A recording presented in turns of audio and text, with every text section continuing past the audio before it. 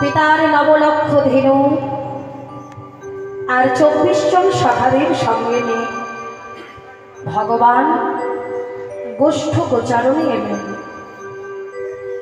একদিকে লীলা আর একদিকে জীব শিক্ষা। ভগবানের কতজন সখা? 24 জন। তাহলে ভগবান 24 জনকে সঙ্গে নিয়ে এলেন। ওমা, ভগবান যেমন 24 জনকে নিয়ে এলেন, আমরাও কিন্তু 24 জনকেই নিয়ে এসেছি এই সংসারের উপগোষ্ঠ মাঝে। কেমন না, আমাদের দেহটাও হলো 24 তত্ত্ব দিয়ে গঠিত, তাই না? তাহলে একটু আমরা জেনে নিই কি কি জানবো না। 10 ইন্দ্রিয়, 6 ঋতু, পঞ্চভূত, মন, বুদ্ধি, অহংকার, এই হলো 24 তত্ত্বের দেহ। তাহলে ভগবান যেমন বৃন্দাবনে খেলা খেলছেন, কত কোষ বৃন্দাবন? বলে বাহ, রাধে রাধে, 84 কোষ বৃন্দাবন। সেই বৃন্দাবনে ভগবান খেলছে, আর আমাদের দেহটাও কিন্তু 84 কোষ বৃন্দাবন। একটু আঙুল দিয়ে মেপে নেবেন, 84 আঙুলই হবে বাবা। তাহলে বাবা, এই বৃন্দাবনে আমার ভগবান খেলছেন। যতক্ষণ আমার ভগবান খেলে ততক্ষণ খেলা ভালো লাগে, আমরা খেলতে পারি। ভগবান যখন আর খেলতে পারেন না, যখন চলে যাওয়ার সময় হয়, তখন কিন্তু বাবা আর আমরা খেলতে পারি না। তাই ভগবান গোষ্ঠে এসে খেলছেন। খেলতে খেলতে সুবলের বদন দর্শন করে বলছে, সুবলরে, আর আমার খেলা ভালো লাগছে না। এইবারে আমায় খেলা সঙ্গ পরিত্যাগ করিতে হবে, পরিত্যাগ করিতে হবে। ভগবান খেলা ছেড়ে চলে যাবে কেন? কেন না, ভক্ত যে কাঁদে। ভগবান বললেন, আমি যুগে যুগে অবতীর্ণ হই একমাত্র ভক্তের জন্য। আমি ভক্তকে কৃপা করবার জন্য আমি দামে ঘুরে ফিরে আসি। তাহলে আমার ভক্ত কাঁদছে, তাহলে ভক্তকে উদ্ধার করতে আমাকে তো যেতেই হবে। কোন ভক্ত কাঁদছে না? ভক্ত যমুনা। এই যমুনাই ছিল বাবা বিরজা। হরিবল। এই বিরজার কুঞ্জে, কোন বৃন্দাবনে যখন ভগবান বিরজার কুঞ্জে প্রবেশ করলেন, দ্বাররক্ষী কাকে রাখলেন? শ্রীরামকে। নারদ বলি বাবা শ্রীরামকে বলছে, শ্রীরাম দ্বারটা ছেড়ে দাও। বলে না, দ্বার ছাড়বো না, আমি ভগবান দর্শন করতে যাব না। আমার কানের নির্দেশ আছে, আজকে আমি কাউকে দ্বার ছাড়তে পারবো না। কি? আমি ভগবান দর্শন করতে যাব, আজকে আমি ভগবানের বদন দর্শন করতে যাব, তুমি আমায় বাধা দেবে? নারদ মুনি ক্রোধান্বিত হয়ে রাধারানীকে গিয়ে সমস্ত কথা খুলে বললেন। রাধারানী এবার শুনতে পেয়ে হন্তদন্ত হয়ে যেমনি ওমা ছুটছে বিরজার কুঞ্জে, দাঁড়িয়ে আছে। শ্রীরাম বলছে, দাঁড়াও রাধে, তুমি তো যেতে পারবে না। শ্রীরাম, আমার দ্বার ছেড়ে না রাধে, আজকে আমি দ্বার ছাড়তে পারবো না। কেন না, কানাইয়ের নিষেধ আছে, আমি দ্বার ছাড়তে পারবো না। রাধারানী যেমনি জোরপূর্বক ঢুকতে গেল, তেমনি বাবা শ্রীরামের অঙ্গের সঙ্গে আঘাত লেগে যেমনি মাটিতে বাবা পড়ে গেল, সঙ্গে সঙ্গে রাধারানী ক্রোধান্বিত হয়ে বললেন, শ্রীরাম, ভগবানের সঙ্গে থেকে তোর এখনো অসুরত্ব গেল না, অসুরের মতো স্বভাব তোর গেল না। আজকে তুই আমার সঙ্গে যে আসরিক আচরণ করলি, তাই আমি তোকে অভিশাপ দিলাম, তুই বড় জন্মে অসুর কুলে জন্ম। ওমা যেমনি আস্তে আস্তে আস্তে আস্তে যেমনি এই কথা বলেছে বাবা রাধা রানী, শ্রীরাম বলছে রাধে তুমি আমার লঘু পাপে গুরুদণ্ড দিলে। হ্যাঁ, যে গোবিন্দকে তুমি এক মুহূর্ত এক দণ্ড না থাকতে পেরে তুমি এতটুকু অপেক্ষা করতে পারলে না। আমি তো শুধু আমার গোবিন্দের আজ্ঞা পালন করছিলাম মাত্র, আর তুমি কি না আমায় করলে অভিশাপ। তুমি আমার ভগবানের সঙ্গ, তুমি আমার ভগবানের সঙ্গ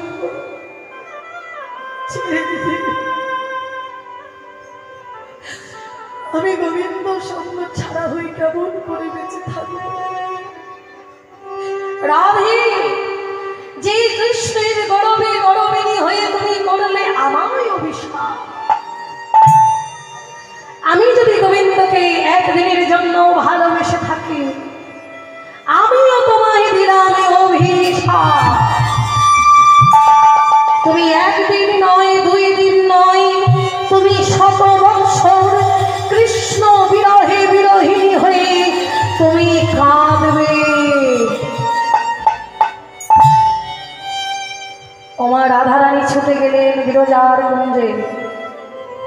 যেমনি বিরজার কুঞ্জে গেছে বাবা, বিরজা ভয়ে একেবারে থরথর হয়ে কাঁপতে কাঁপতে একেবারে জল হয়ে গেছে।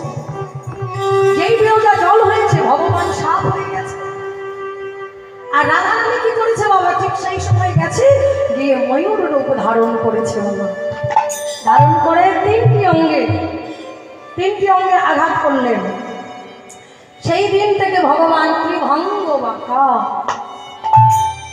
রাধে, ভগবান যখন নিজের স্বরূপ এলেন, এসে রাধারানী করজোর করে বললেন, গোবিন্দ তোমার আদেশ ছাড়া গাছের একটা বৃক্ষ পত্র নড়ে না। আর সেই রাধারানী আছে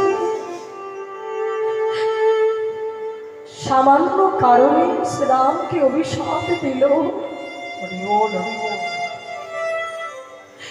এ তোমার কেমন লীলা বধূ। রাধারানী কাঁদছে, কেন? সবই যে তার ইচ্ছে। রাধারানীকে যদি অভিশাপ শ্রীরাম না দেয়, তাহলে তো গোবিন্দ বৃন্দাবন পরিত্যাগ করতে পারবে না, তাহলে রাধারানী তো কাঁদবে না, লীলা রস সাধন হবে না। আজকে যে রাধা গোবিন্দের ভালোবাসাটাকে নিয়ে অনেকে অনেক রকম কথা বলি, একটা কথা মনে রাখবেন মায়েরা, যে আমাদের প্রেম, আমাদের ভালোবাসা আর রাধা গোবিন্দের ভালোবাসা কিন্তু এক নয়। রাধারানী রক্তে মাংসে করা কোনো চরিত্র নয়। তাহলে রাধাটা কি? মানে গোবিন্দের মা বংশ থেকে রাধারানীর সৃষ্টি হয়েছে বাবা। তাহলে রাধারানী ছেলে না মেয়ে? মেয়ে হলো। ও রাধে রাধে, হরি বল। রাধা তত্ত্ব বাবা বোঝা বড় কঠিন। ব্যাসে ভাগবতেও লিখতে পারেনি, তার হাত কাঁপছিল বাবা। আর আমরা বলবো সেই রাধা তত্ত্ব, গুরু কৃপা না হলে রাধা তত্ত্ব জানা যায় না। রাধে। তাহলে আজকে ওমা, আজকে রাধারানী শ্রীরামকে অভিশাপ দিল, হরি বল। আর কাকে অভিশাপ দিল না? ওই বিরজাকে অভিশাপ দিল। কি দিল? যে তুই ভয়ে যেমন জল রূপ ধরেছিস, তুই জল হয়েই থাকবি। এইবার বিরজা কাঁদছে, হরি বল। প্রভু এবার আমার কি হবে? বলে তুমি কেঁদো না বিরজা, তোমার মনোবাসনা আমি একদিন পূর্ণ করে দেব। ওই লোকের বিরজাই হলো যমুনা, আর আজকে ওই যমুনায় কাঁদছে। তাহলে যমুনা যখন কাঁদছে, ভগবান কি আর স্থির থাকতে পারে বাবা? যমুনার মনোবাঞ্ছা পূর্ণ করবে বলে ভগবানই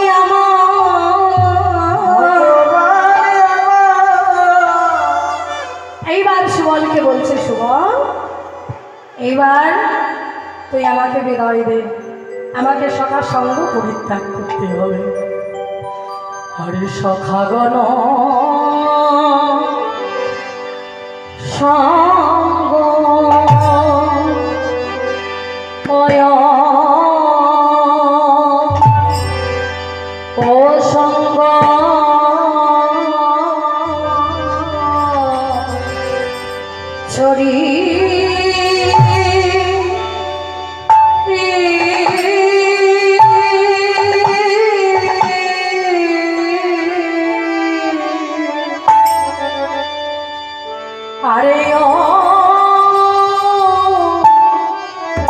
করি যদ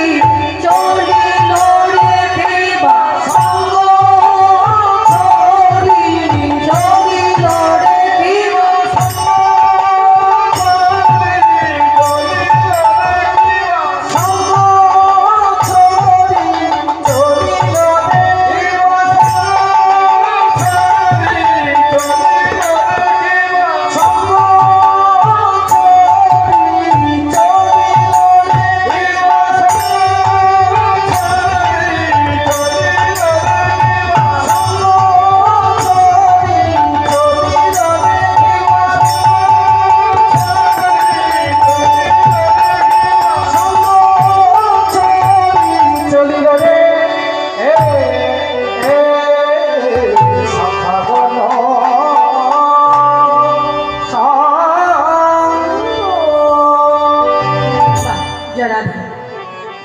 তাই গোবিন্দ সখা সঙ্গ পরিত্যাগ করে চলেছেন ভক্তের মনোবাসনা পূর্ণ করবেন বলে। সখা গণা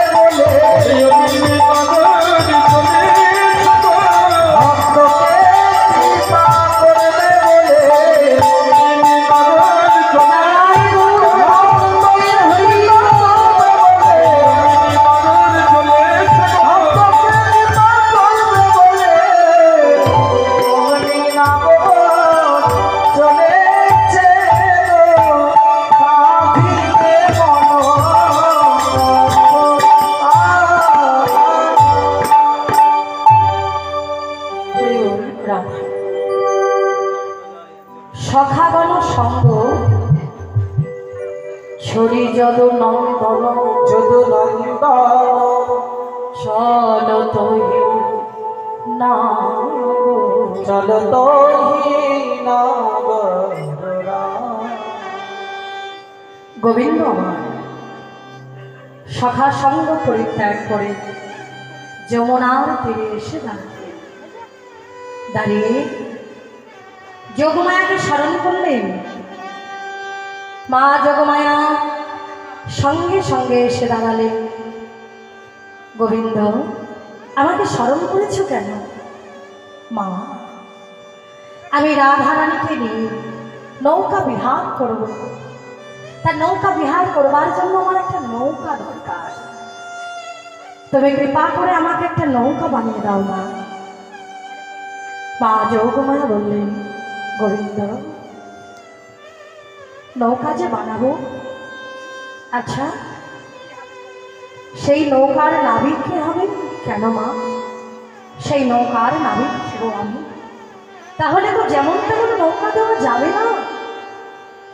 তাই মা আমার কৃপা করলেন, কৃপা করেই নৌকা বানিয়ে দিচ্ছেন। কিসের নৌকা বাবা? মায়েরা নৌকা বানানো দেখেছেন? কিসের নৌকা হয়? যে মা পিছনের দিকে তাকাচ্ছেন একটু বলুন তো। হরিবাসরে এসে এদিক সেদিক করতে নেই,